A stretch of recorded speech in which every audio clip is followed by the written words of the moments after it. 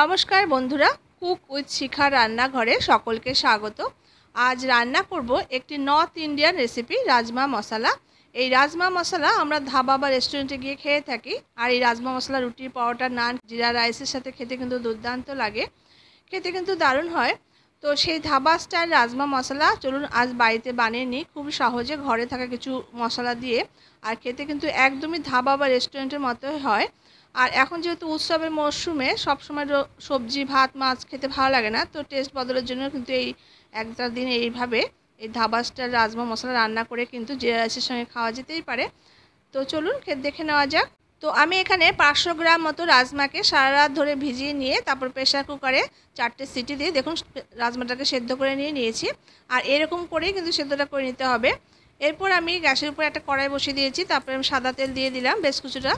আর রান্নাটা কিন্তু আমি সাদা তেলেই করছি, তবে আপনারা চাইলে সরষের তেলেও করতে পারেন, তবে রাজমাটা কিন্তু সাদা তেলেই ভালো হবে রান্নাটা করতে।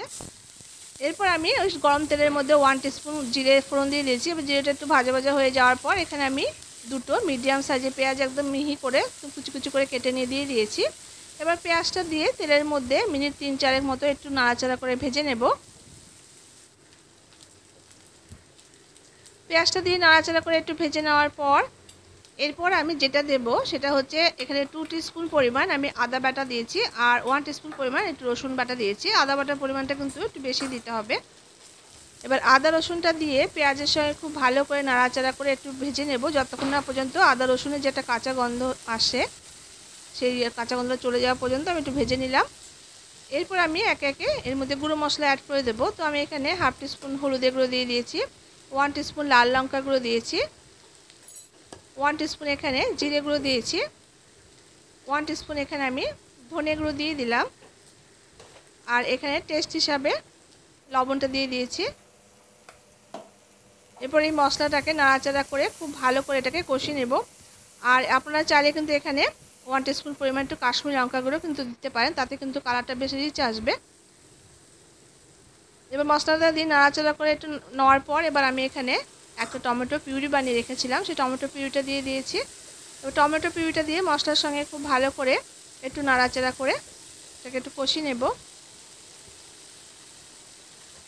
1 টিস্পুন পরিমাণ একটু কাশ্মীরি লঙ্কা গুঁড়ো অ্যাড করছি। কাশ্মীরি লঙ্কা গুঁড়ো অ্যাড করলে কালারটা বেশ সুন্দর আসবে, রাজমা মশলা বেশ একটু রিচ মতো কালারটা আসবে, দেখতে কিন্তু খুব ভালো হবে আর খেতেও ভালো হবে। তো মশলাটা দিয়ে খুব ভালো করে মিনিট 3-4 মতো আমি দেখুন কষিয়ে নিয়েছি। মশলাটা আদিক থেকে কিন্তু তেল ছাড়তে শুরু করে দিয়েছে। এবার এই পর্যায়ে আমি সেদ্ধ করে রাখা রাজমাটা দিয়ে দিয়েছি। রাজমাটা কিন্তু তাড়াতাড়ি রান্না করার সুবিধার্থে আমি কিন্তু আগে সেদ্ধ করে রেখেছি, আমি আর সেদ্ধ করাটা কিন্তু দেখালাম না আপনাদের কাছে। তো রাজমাটা দিয়ে মশলার সঙ্গে খুব ভালো করে আমি কয়েক মিনিট সময় ধরে বেশ করে একটু কষিয়ে নেব। আর এই মশলার সঙ্গে যদি আপনারা চান ছোলে মশলা বা রাজমা মশলা যেটা হয় আপনারা কিন্তু অ্যাড করতে পারেন, যদি চান, না দিলেও কিন্তু অসুবিধা নেই। এরপর আমি খুব ভালো করে নাড়াচাড়া করে কষিয়ে নেওয়ার পর এখানে আমি প্রয়োজন মতো জল অ্যাড করে দিয়েছি। যেহেতু রাজমাটা সেদ্ধ করা আছে খুব বেশি জল দেওয়ার প্রয়োজন নয়, তো আমি এখানে মোটামুটি 2 কাপ মতো জল দিয়েছি। এবার ঝোলটাকে হাই ফ্লেমে মিনিট 2-3 মতো একটু ফুটিয়ে নেব। এরপর একটা ঢাকা দিয়ে ফ্লেমটাকে লো করে দিয়ে মিনিট 5-6 মতো রান্না করে নেব। মিনিট 6 পর এবার আমি ঢাকাটা খুলে নিয়েছি। এবার আমি রাজমাটা নাড়াচাড়া করে দেখে নেব। দেখুন এটা কিন্তু অনেকটা গ্রেভিটা কিন্তু গাঢ় হয়ে গেছে, আর একটু গাঢ় গাঢ় মতো গ্রেভি করে নামাতে হবে।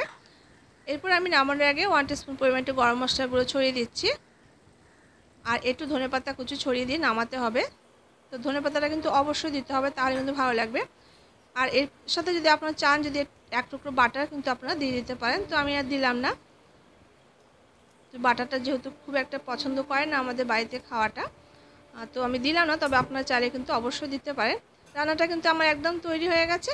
তো বন্ধুরা দেখলেন তো ধাবা বা রেস্টুরেন্ট স্টাইলে রাজমা মশলা কতটা সহজভাবে ঘরোয়া কিছু মশলা দিয়ে তৈরি করে নিলাম বাড়িতে। তো উৎসবের মরশুমে আপনারা কিন্তু এই টেস্ট বদলের জন্য এই রাজমা মশলা তৈরি করে রুটি, পরোটা, নান কিংবা জিরা রাইসের সঙ্গে কিন্তু সার্ভ করতে পারেন, খেতে কিন্তু দুর্দান্ত হয়। আর এই রাজমা মশলাটা আমি সার্ভ করে দিয়েছি জিরা রাইসের সাথে। জিরা রাইসের সাথে কিন্তু এই রাজমা মশলা খেতে কিন্তু দারুণ হয়।